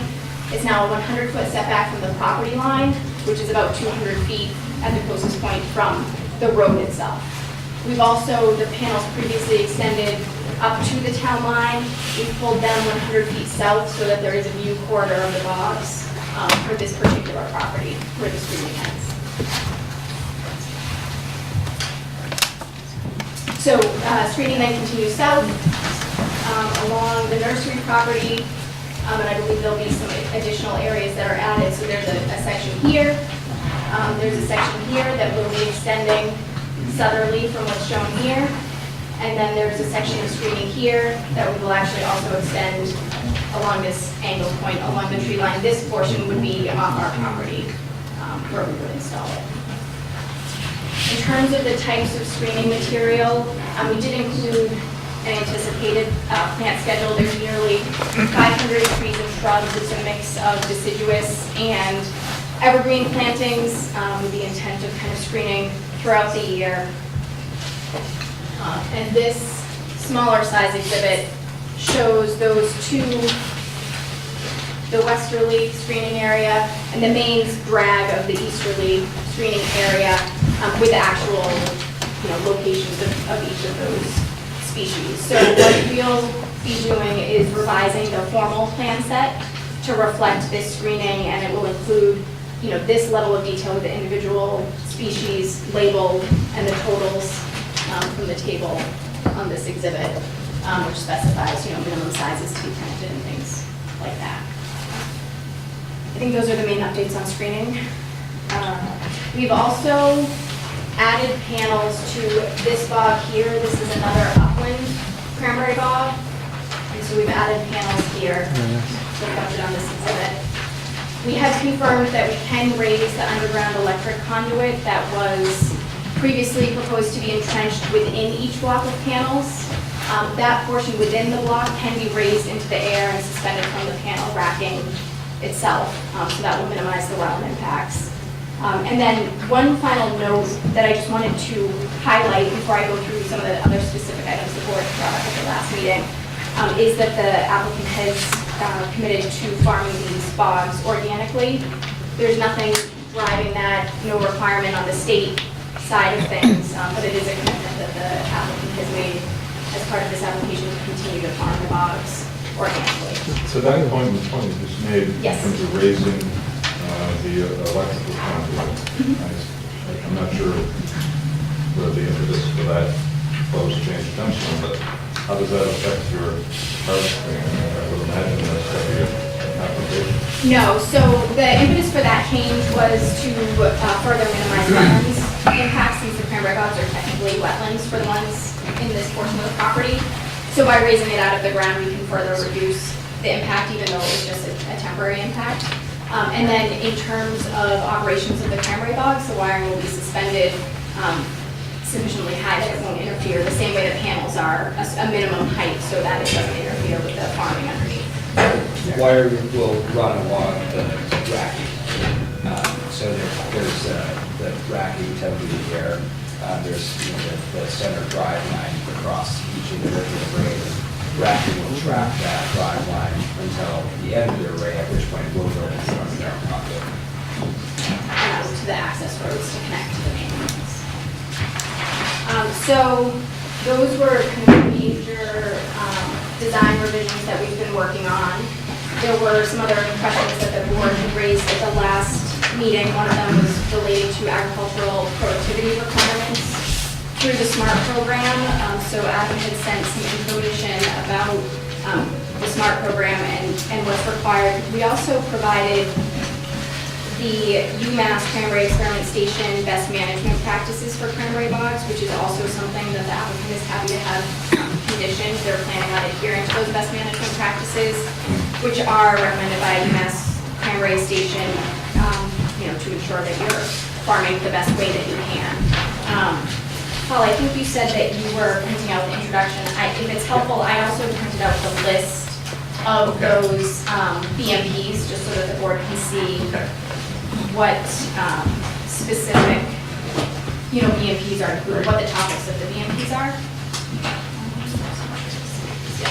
Because there's about 10 different best management practices, so just about the intro would give you the flavor of it, but. The other item that I brought, which I think you probably already distributed, but in case.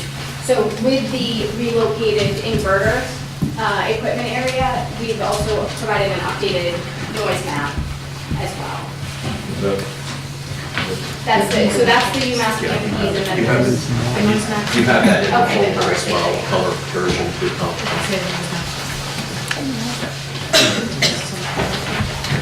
The property line issues that were raised at the last hearing have been addressed. The assessment was not current when we looked at it, and it had been updated, Paul provided that. So that affected this area, and then also there was a frontage around here that has been sold to the abutter as well. So the property line has been updated. Screening, I've gone through the setbacks, like I mentioned, we increased off of Bay Road, so 200 feet from the road itself. I believe we provided a panel and warranty information. And then the other items, I think Adam will touch on, but they were EMF, noise, and soil information. And I think hopefully that captures the topics that we were asked to. So in regards to EMF and noise, we submitted a report that was commissioned by the Massachusetts Center for Clean Energy, and that report studied 3 large-scale solar power projects existing in Massachusetts, and they studied noise as well as electromagnetic fields. And the general summary of the report was that at distances of 150 feet and greater from the inverters, noise and all types of EMF or generally become faulted at background levels. And the summary is, it does a really good job of explaining it in more detail. But essentially, the EMF levels are higher when you're right next to the inverter. But like I said, at 150 feet, they're well below safety thresholds, and they're actually just at ambient kind of background levels.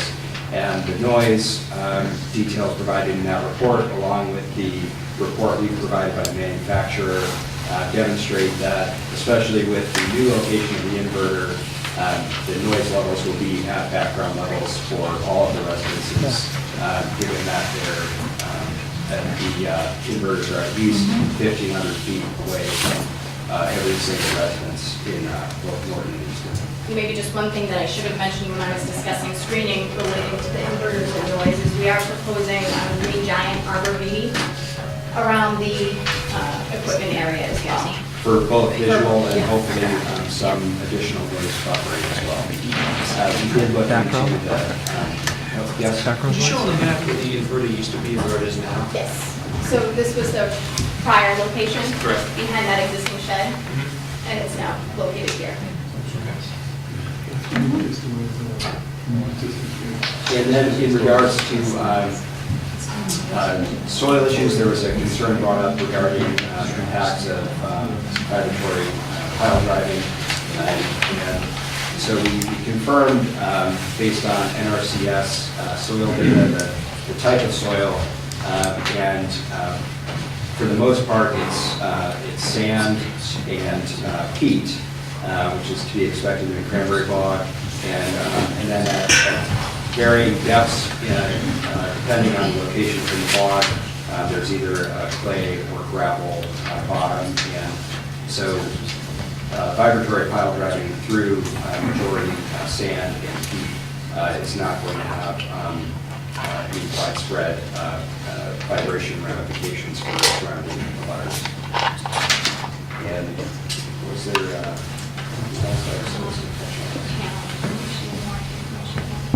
and there's also questions regarding the solar panels themselves in quarantine. The spec sheet is in the original submittal, and there is a 30-year production warranty or guarantee on the solar panels that we're specifying for the project. So that I think concludes the specific items that we were asked to follow up on, and so yeah, we're happy to take any other questions. Questions from the board?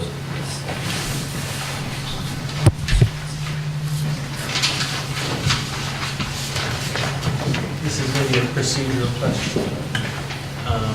The abutters that were notified of the project. Excuse me, is there any way you can get a microphone so you can hear the question?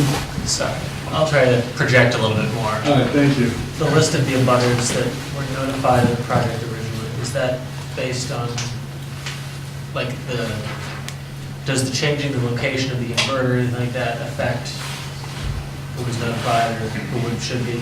No. Shouldn't, because it's from property line to property line. So whether there was one panel or right up against the property line, it's the property that drives the notifications. Just confirming that. Just as a point too, Tim brought this up, you might want to change the arborvitae to the deer will eat them. They won't eat the Green Giant, so that's why we Really? specified, well, I won't say they won't eat them, but they're deer resistant. So in general, you're correct, white cedar, especially the Thuja occidentalis, the native one out of deer trees. But the Green Giant are cultivar. It's actually the only location where, it's the only location where we're proposing a cultivar, and it's just because it grows into a nice beefy screening that also is deer resistant. I actually asked I didn't know that. I asked our landscape architect that same question. I was testing it. Yeah. Good to know. Again, questions, comments from the board before I open up to the audience?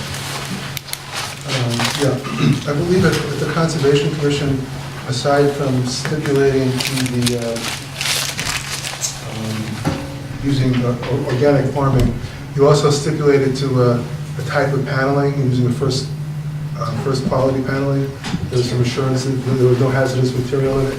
Right, it's a tier 1 panel, and the tier 1 ranking is something that's produced by Bloomberg, and it's relied on by banks for underwriting financing of solar power projects. And so we committed to only using solar panels that are designated as tier 1 solar panels. It's been willing to stipulate as a condition that you'll be using those panels or their equivalent? Yes. What was the change in total number of panels from prior design to this revised design, as well as any change in, generation capacity? Right. Last meeting's design versus this one. Yeah. So we're now, given the increased setbacks, but taking into account the added upland bog in the south, we're a little over 8 megawatts DC compared to 8.9 megawatts DC.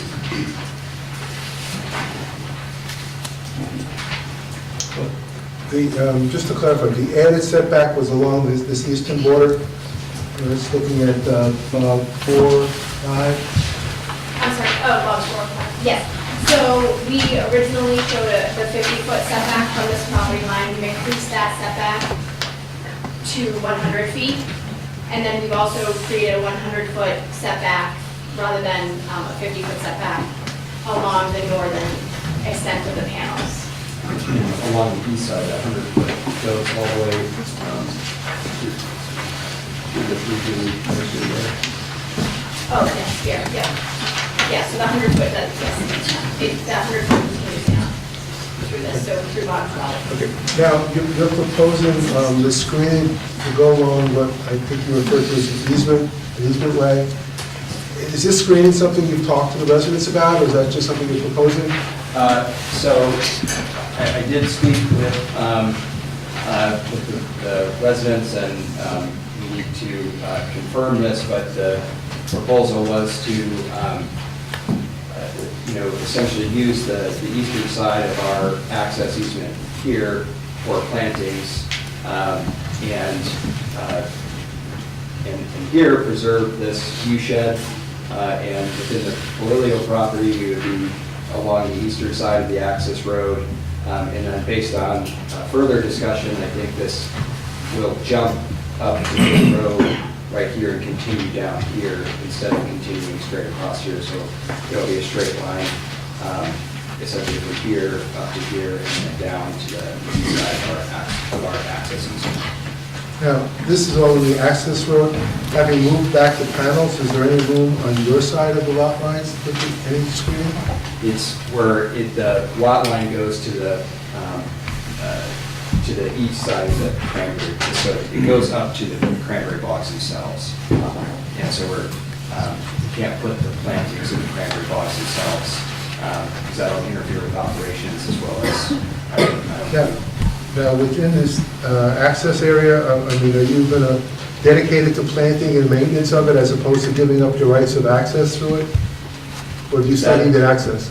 We would still need the access, and we think that the screening can be accomplished on the east side of the access road and potentially encroaching on the west side of the abutter's property. Of course, it would all be with the consent of the abutter. But yes, we do still need to maintain access along the west side of our access easement for continued operations. Is that one parcel that basically runs from that access road to Bay Road? Is that one whole parcel? From here? From the access road to Bay Road. Is that one? It's now been divided. This is a new home here, so there's a house lot here, and there's a proposed house lot here that is in the process of being subdivided.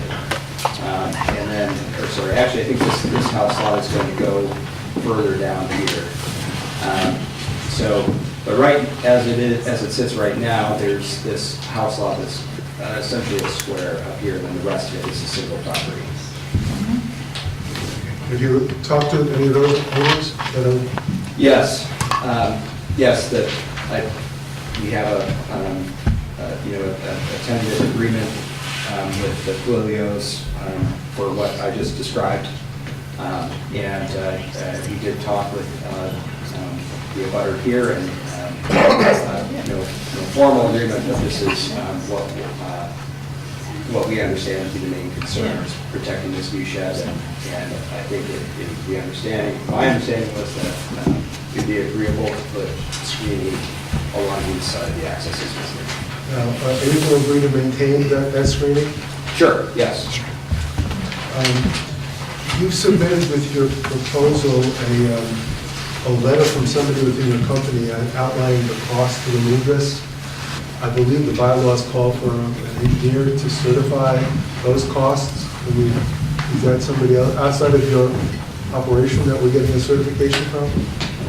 Yes, we actually, we have, that work is in progress with a third party, and so that's something that we can